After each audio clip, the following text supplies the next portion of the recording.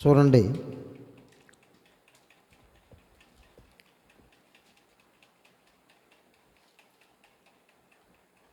Ruth గ్రంథం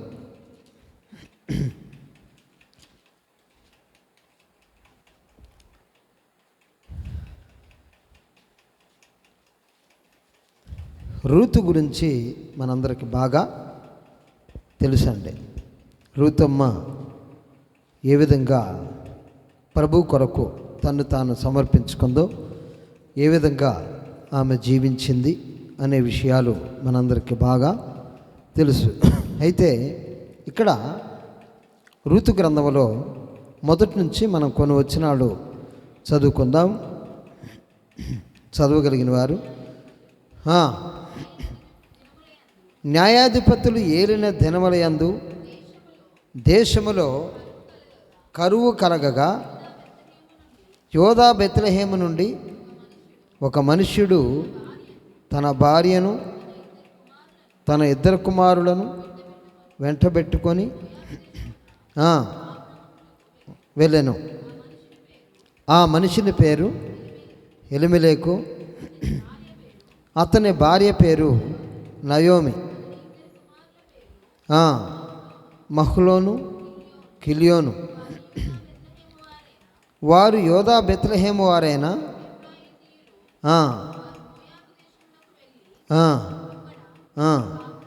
కాపురముండిరి. Naomi చనిపోయిన తర్వాత నిలిచి ఉండిరి.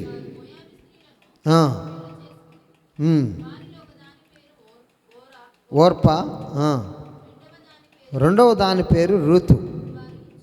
వారు ఇంచుమించు 10 సంవత్సరములు అక్కడ నివసించిన తర్వాత మహ్లోను, కిలియోనును ఇద్దరును చనిపోయిరి.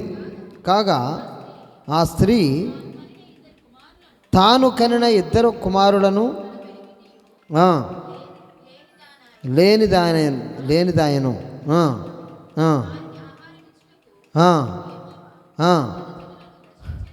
దర్శించనని వినను గనుక ఆమెయు చాలండి. దేవునికి స్తోత్రం.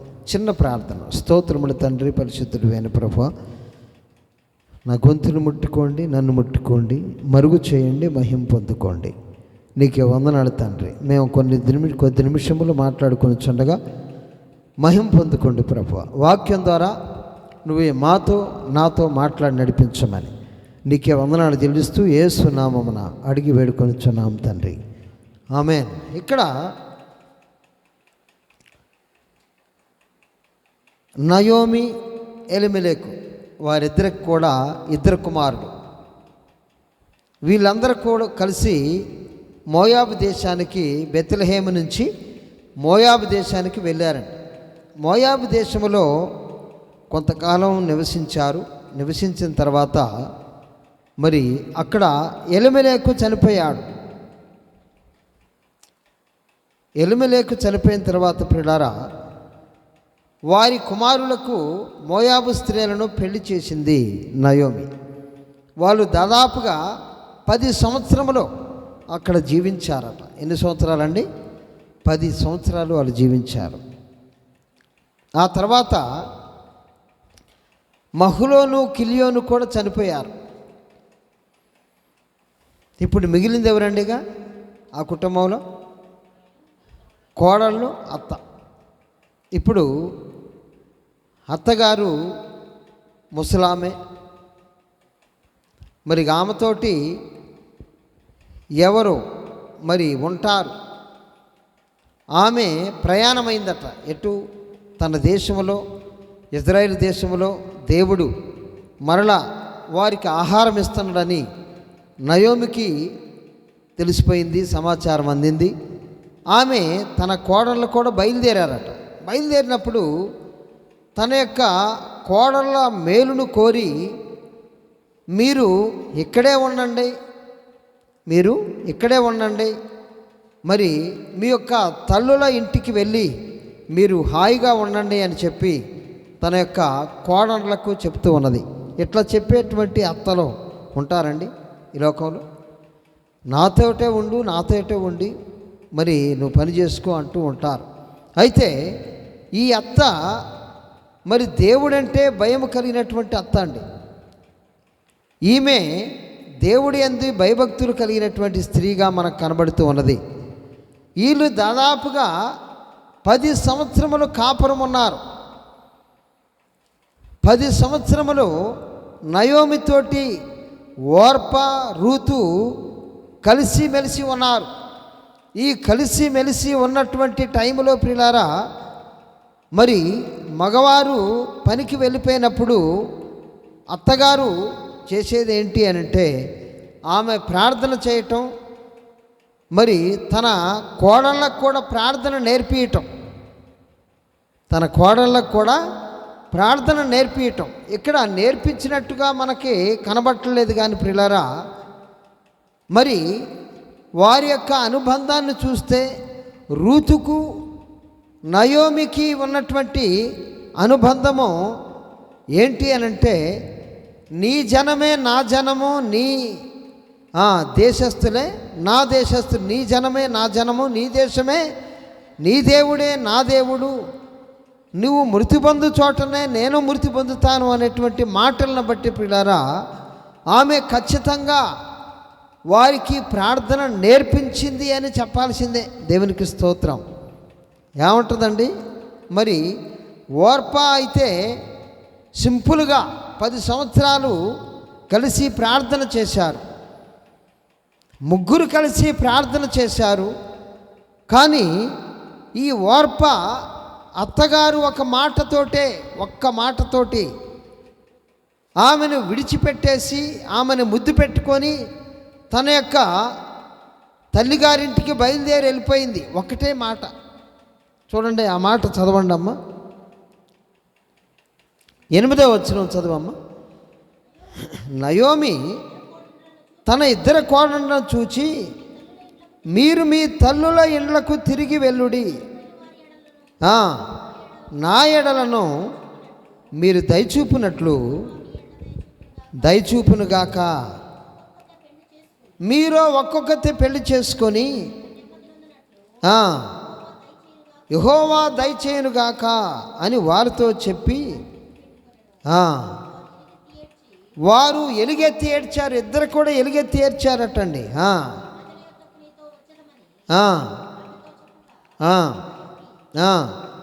నా కుమార్తెలారా, మీరు మరలుడి, మీరు నాతో రావటానికి వీల్లేదు. మీరు ఒకవేళ నా కడుపును పుడితే మరి మీకు అన్యాయం జరగటం నేను చూస్తానా? మీరు మరలండి, తిరిగిపోండి, నాతో కూడా మీరు రానేలా, ఇంకా నా కుమారులు నా గర్భమున ఉందిరా, తిరిగి వెళ్ళుడి.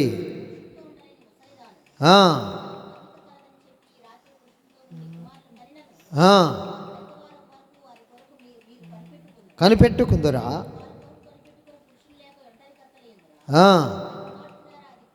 అది కూడదు. యెహోవా నాకు విరోధి ఆయను.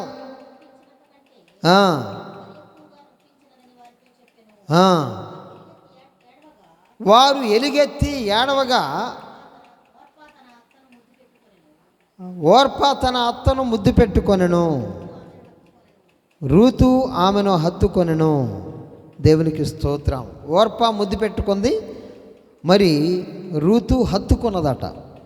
అయితే ముద్దు పెట్టుకున్న తర్వాత ఓర్పా ఇక అక్కడ లేదండి, ఆమె వెళ్ళిపోతూనే ఉన్నది. తన యొక్క దేశమునకు, తన యొక్క బంధువుల దగ్గరికి, తన యొక్క ఇంటి వారి దగ్గరికి, తన యొక్క దేవుళ్ళ దగ్గరికి వెళ్ళిపోతూ ఉన్నది ఆమె. అయితే ఈ యొక్క రూతు మాత్రము ఆమెకు విరోధంగా కనబడుతూ ఉన్నది. రూతు మాత్రము ఆ యొక్క ఓర్పాకు విరోధంగా కనబడుతూ ఉన్నది. ఓర్పా ఒక్క ముద్దు పెట్టుకున్నది, సింపుల్గా వెళ్ళిపోతూనే ఉన్నది ప్రియులారా. కానీ రూతు ఆ మాట అంటలేదు. చూడండి, 15వ వచనం నుంచి కూడా చదువమ్మా. ఇదిగో నీ తోటి కోడలు తన జనుల యొద్దకును తన దేవుని యొద్దకును తిరిగిపోయినదే, నీవును నీ తోటి కోడల వెంబడి వెళ్ళుమనెను. అందుకు రూతు, నా వెంబడి రావద్దనియు నన్ను విడిచిపెట్టుమనియు నన్ను బతిమాలు కొనవద్దు. నీవు వెళ్ళు చోటికే నేను వచ్చేదను, నీవు నివసించు చోటనే నేనును నివసించెదను. నీ జనమే నా జనము, నీ దేవుడే నా దేవుడు. నీవు మృతి పొందు చోటనే నేను మృతి పొందేదను, అక్కడనే పాతి పెట్టబడదను. మరణము తప్ప మరి ఏదైనాను నిన్ను నన్ను ప్రత్యేకించిన ఎడల ఎంత కీడైనా చేనుగాక. స్థిరపడిపోయింది. రూతు ముందుగానే అనుకున్నదండి. ఏంటి అనంటే, ఏది ఏమైనా కానీ నేను నా అత్తగారిని వదిలిపెట్టడానికి వీల్లేదు. కుటుంబంలో డిస్కషన్లు జరిగాయి.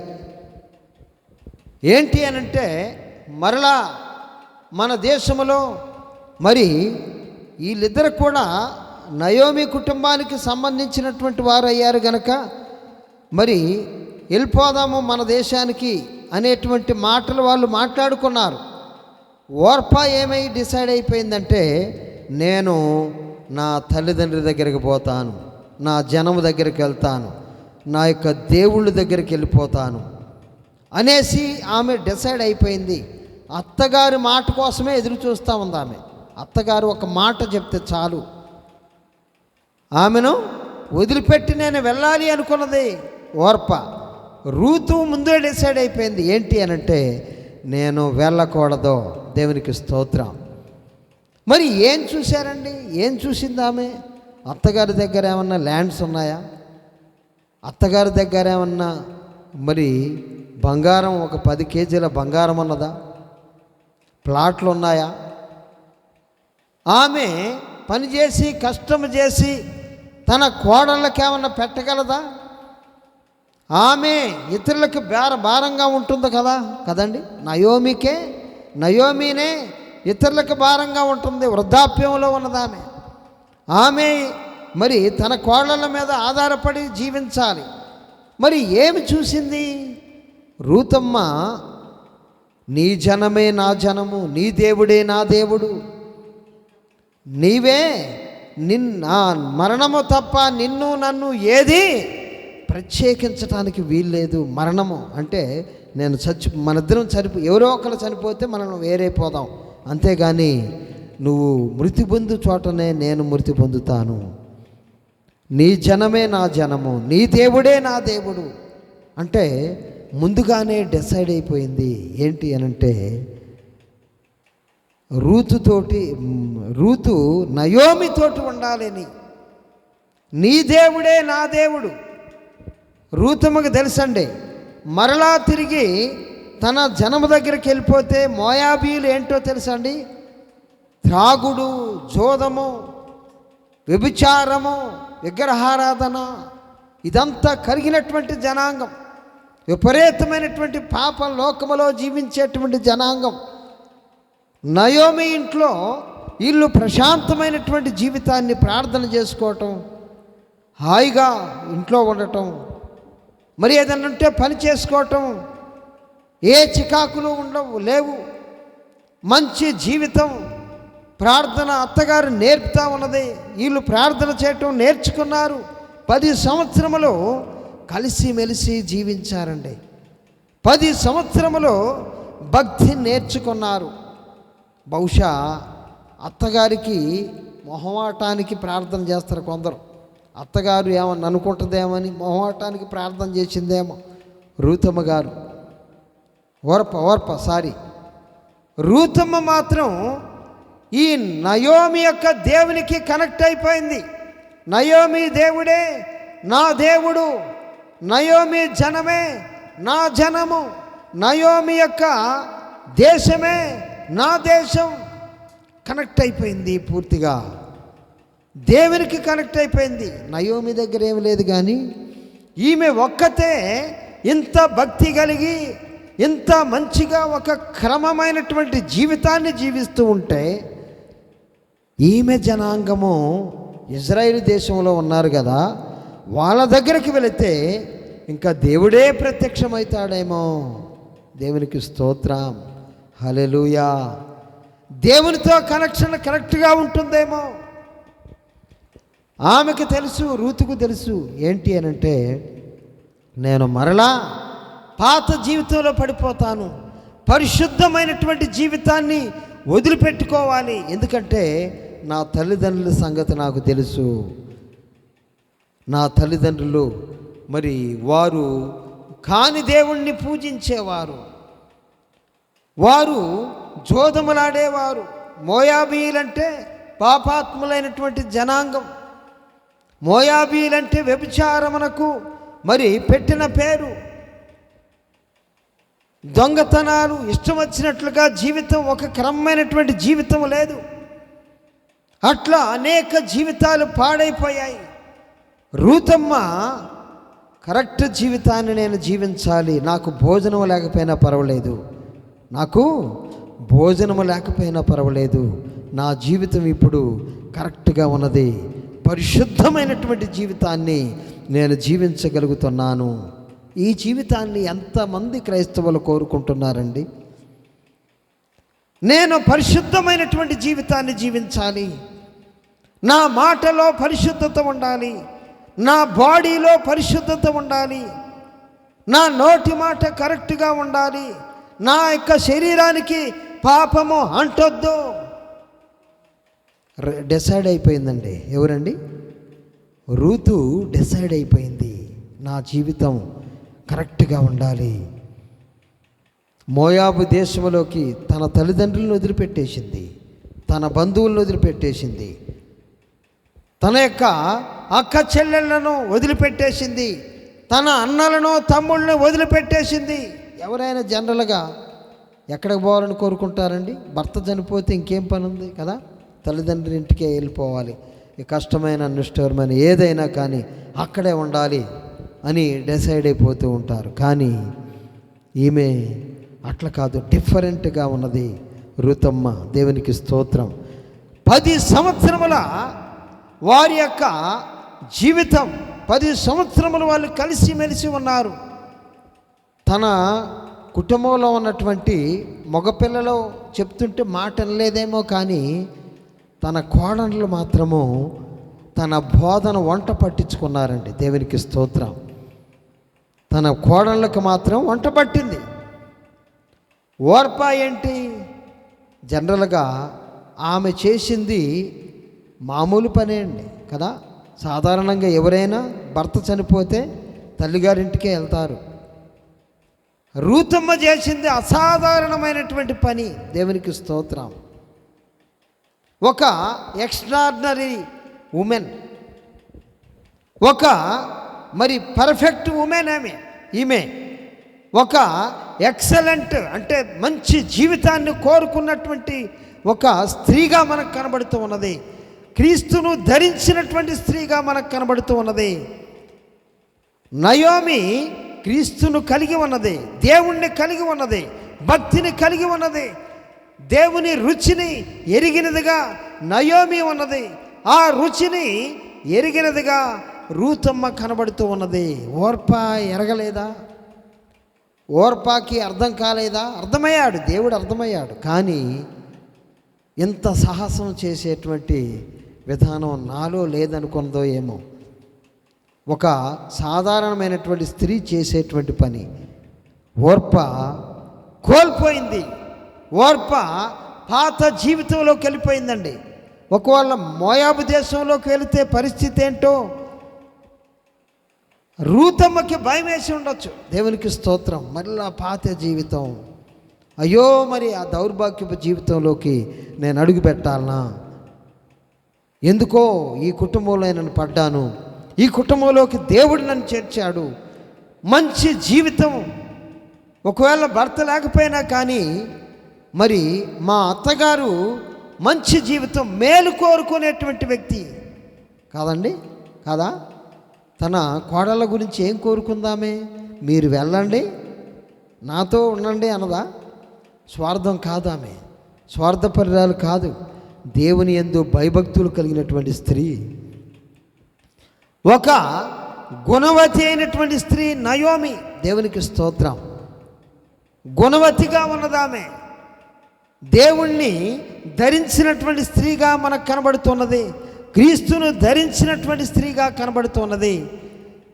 ఆ ఇద్దరికి ఆమె నేర్పించాల్సిందంతా నేర్పించిందండి.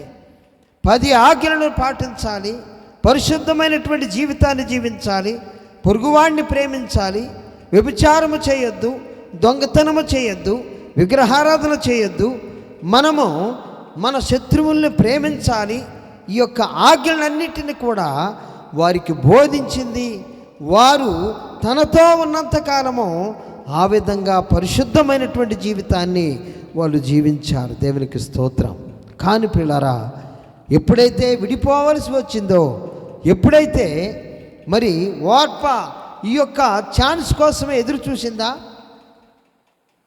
ఎప్పుడు ఈమె నుంచి బయటపడాలి అని కావచ్చు, అట్లా కూడా కావచ్చు, చెప్పలేం. ఏది ఏమైనా కానీ ఆమె కోల్పోయింది తన యొక్క జీవితాన్ని, మరలా మురికిలోకి లాక్కొని తనకు తానే వెళ్ళిపోయింది ప్రియులారా. కానీ రూతమ్మ యొక్క మరి తల్లిదండ్రులు, ఈమె ఆ ముసలమ్మతో వస్తుంటే ఏడవకుండా ఉంటారండి? అన్నదమ్ములు రాకుండా ఉంటారా? కదండి, చాలామంది వచ్చే ఉంటారు. బంధువులు కూడా, ఏంటమ్మా నీకు మరి ఆ ముసలమ్మతో వెళ్తే నీకేముంటుంది, ఆమెకే నువ్వు పని చేసి పెట్టాలి కదా. ఏం చేసిందండి రూతమ్మ? వచ్చి ఏం చేసింది? బెత్లెహేముకి వెళ్ళిన తర్వాత పరిగేరుకోవటానికి వెళ్ళిపోయింది. పొలంలో పరిగె వేరుకోవటానికి వెళ్ళిపోయి ఆమెకే ఆ పరిగ వేరు తీసుకొచ్చి తన అత్తను పోషించిందిగా కనబడుతూ ఉన్నది. దేవునికి స్తోత్రం. హల్లెలూయా. అంటే ఆమె ఆస్తులను ఆశించలేదు, మరి తన అత్త దగ్గర ఏదో ఉన్నదని ఆశించలేదు. కానీ తన అత్త దేవుణ్ణి ప్రేమించింది. ఆ దేవుడు ఈ రూతమ్మను ఆకర్షించాడు, ఆమెను గట్టిగా పట్టుకున్నాడు. దేవునికి స్తోత్రం. మనం అదే అడగాలి దేవుణ్ణి. ఏంటి అనంటే, నువ్వు నన్ను పట్టుకో ప్రభువా, నేను నిన్ను పట్టుకుంటే నేను వదిలిపెట్టిపోతాను. బహుశా ఓర్ప ఏం చేసిందో తెలుసండి, దేవుణ్ణి అడగలేదేమో, ప్రభువా నువ్వు నన్ను పట్టుకోమని. ఆమె దేవుణ్ణి పట్టుకుంది. ఆమె దేవుణ్ణి పట్టుకుంది కాబట్టి వదిలిపెట్టి వెళ్ళిపోయింది. ఆయన పట్టుకోలేకపోయాడు ఆమెను. అంటే తన హృదయము దేవుని ఎదుట దేవుణ్ణి హత్తుకున్నటువంటి స్త్రీగా కనబట్టలేదేమో. దేవునికి స్తోత్రం. మనం ఏ విధంగా ఉన్నాం? దేవుడు మేలు చేస్తాడు, దేవుడు ఏదైనా ఇస్తాడు. ఆయన నమ్మినటువంటి బిడ్డలను వదిలిపెట్టడు. ఈ లోకపరంగా నీకు ఏది కావాలంటే ఇస్తాడు, అన్నీ ఇస్తాడు. అన్నిటికీ మించి ఈ భూలోకంలో నీకు ఆస్తులు ఇస్తాడు, అంతస్తు ఇస్తాడు, మంచి స్టేటస్ ఇస్తాడు, అన్నీ ఇస్తాడు. కానీ ఒక పరీక్ష వచ్చినప్పుడు, ఆ పరీక్షలో నువ్వు నిలబడ్డప్పుడు ప్రియులారా, దేవుడు పరీక్ష పెడతాడు. ఆ పరీక్షలో నువ్వు నెగ్గితే ఈ లోకములో 100 రెట్లు పరలోకాన్ని ఖచ్చితంగా ఇచ్చేస్తాడు. దేవునికి స్తోత్రం. పరలోకములో మనకి స్థలాన్ని చూపిస్తాడు దేవుడు. ఓర్ప మరి కోల్పోయినటువంటి స్త్రీగా 10 సంవత్సరములు, అంటే ప్రార్థనకు పోయినా కానీ దేవుడు ఆమెను మరి ఎందుకు వదిలిపెట్టాడు అని అంటే ప్రియులారా, ఆమె హృదయము దేవుణ్ణి హత్తుకోలేదా? ఆమె హృదయము మరి దేవుణ్ణి పూర్తిగా హత్తుకున్నటువంటి హృదయంగా లేదా? లేదనే చెప్పాలి.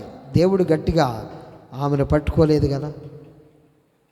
మన హృదయం ఏ విధంగా ఉన్నది? దేవుని ఎదుట నాకు అది కావాలి ఇది కావాలని అడగటం మంచిదే. మనకు లేని దాన్ని దేవుడిచ్చే దేవుడు. ఎందుకంటే భూమి ఆయనదే, ఆకాశం ఆయనదే, ఈ సమస్తమును కూడా ఆయనే. ఈ భూలోకములో ఉన్నటువంటి ప్రతిదీ కూడా మన దేవునిదే అండి. మన దేవుడే అందరికీ ఇస్తున్నాడు. నీకు ఇస్తాడు, నాకు ఇస్తాడు, మనందరికి ఇస్తాడు. మనము ఆయన బిడ్డలం. దేవునికి స్తోత్రం. మనము ఆయన బిడ్డలం. మనమందరం కూడా ఆయన చేతిలోనే ఇన్స్ట్రుమెంట్స్వి. మరి మనకంటే దేవుడు ఎవరిని ఎక్కువగా ప్రేమించడండి. దేవునికి స్తోత్రం. ఎందుకంటే మనము ఆయన కుమారులము, ఆయన కుమార్తెలము. ఆయన అనగా తన కుమారుని యొక్క రక్తములో కడగబడినటువంటి వారం మనం. ఆయన కుమారుని యొక్క రక్తములో కడగబడిన వారం. ఆయన కుమారుల్లో మనమందరం కూడా జీవిస్తున్న వారం. ఆయన కుమారునికి మనము ఆయన్ని హత్తుకొని జీవించేటువంటి బిడ్డలంగా మనం ఉన్నాం. కాబట్టి దేవుడు నిన్ను నన్ను వదిలిపెట్టడు ప్రియులారా. మనకి ఈ భూలోకములో కూడా 100 రెట్లే ఇస్తాడు. రూతు వలె ఎవరైతే మరి దేవుణ్ణి హత్తుకుంటారో, బహుశా మరి నయోమిని మరి దేవుడు రూతుని తీసుకురావటం కోసం నయోమిని వాడుకున్నాడు. దేవునికి స్తోత్రం. నయోమిని గట్టిగా పట్టుకున్నాడు దేవుడు. వారిరువురు కలిసి బెత్లెహేముకు వచ్చారు. బోయాజు పొలములో, ఆమె పొలములో మరి పరిగ వేరుకున్నది ప్రియులారా. ఏరుకున్న తర్వాత ఏ యొక్క పొలములో అయితే ఆమె పరిగ ఏరుకున్నదో ఆ పొలానికే యజమానురాలుగా దేవుడు చేశాడు. హల్లెలూయా. ఏ చేలో అయితే పరిగేరుకున్నదో ఆ పరిగ ఏరుకున్నటువంటి పొలమే ఆమె యజమానురాలైపోయింది. బోయాజును పెళ్లి చేసుకున్నది ఆమె. దేవునికి స్తోత్రం. కాబట్టి పిల్లారా, దేవుడు ఆయన కోసం మనం కొంచెం చేస్తే దేవుడు మన కోసం 1000 రెట్లు చేస్తాడు. దేవునికి స్తోత్రం. ఓర్పా కోల్పోయింది.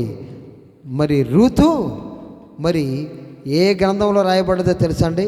మత్తయి సువార్తలో మరి ఆమె పేరుని దేవుడు యేసుక్రీస్తు వంశావళి గ్రంథంలో ఆమె పేరును జొప్పించాడు. దేవునికి స్తోత్రం.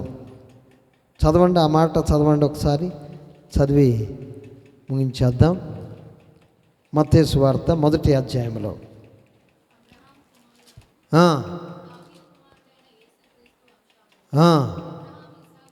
అబ్రహాము ఇస్సాకును కనెను, ఇస్సాకు యాకోబును కనెను, యాకోబు యోదాను అన్నదమ్ములను కనెను,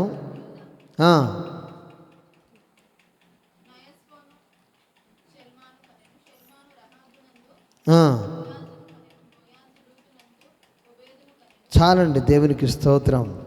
బోయాజు రూతునందు ఓబేదును కనెను. దేవునికి స్తోత్రం. ఈమె ఎవరి గ్రంథంలో రాయబడదండి? యేసుక్రీస్తు వంశావళి గ్రంథంలో రాయబడ్డది. బోయాజు ఆమెను దీవిస్తాడు.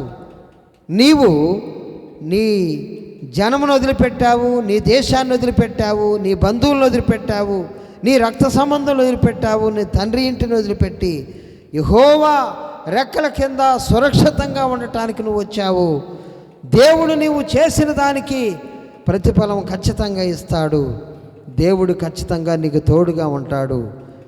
ముసలమ్మని అంటుపెట్టుకొని వచ్చావు కాబట్టి నిన్ను దేవుడు దీవిస్తాడని చెప్పి మరి ఆమెను దీవించినటువంటి బోయాజే ఆమెను పెళ్లి చేసుకుంటాడు. దేవునికి స్తోత్రం. ఆమె వంశావళి యేసుక్రీస్తు వంశావళి గ్రంథంలో రాయబడ్డది ప్రియులారా.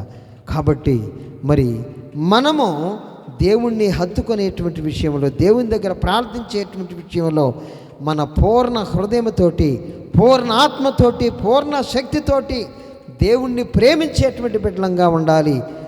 దేవునికి మన యొక్క జీవితంలో ప్రథమ స్థానమనివ్వాలి. దేవునికి స్తోత్రం. రూతమిచ్చింది అదే. రూతమ్మ తల్లిదండ్రులు వచ్చి ఏడ్చారు, పట్టించుకోవాలా.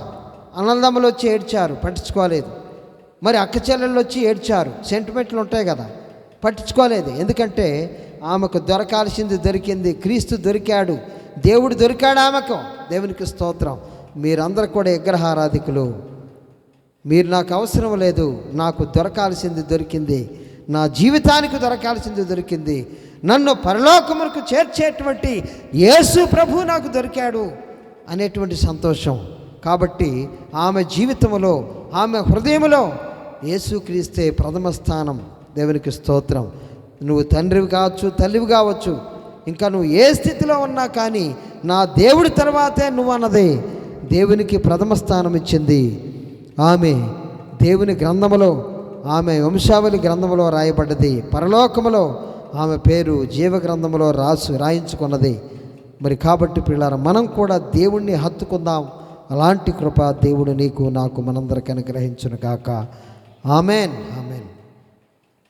ఒక పాట పాడుకుందామండి, కానుకలు సమర్పించుకుందాం. ఆ తర్వాత చివరి ప్రార్థన ఆశీర్వాదములతోటి మనం అందరం కూడా.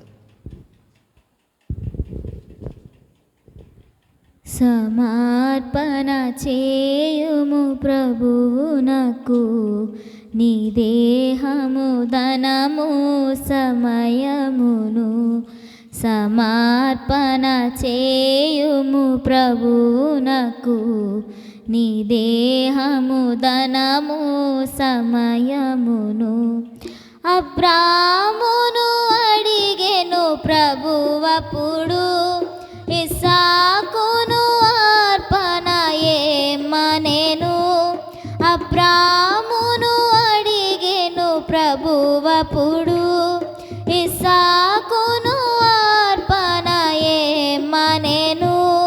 నీ బిడ్డలను సేవకు నీచేదవా, నీ బిడ్డలను సేవకు నీచేదవా, నీవిచ్చేదవా.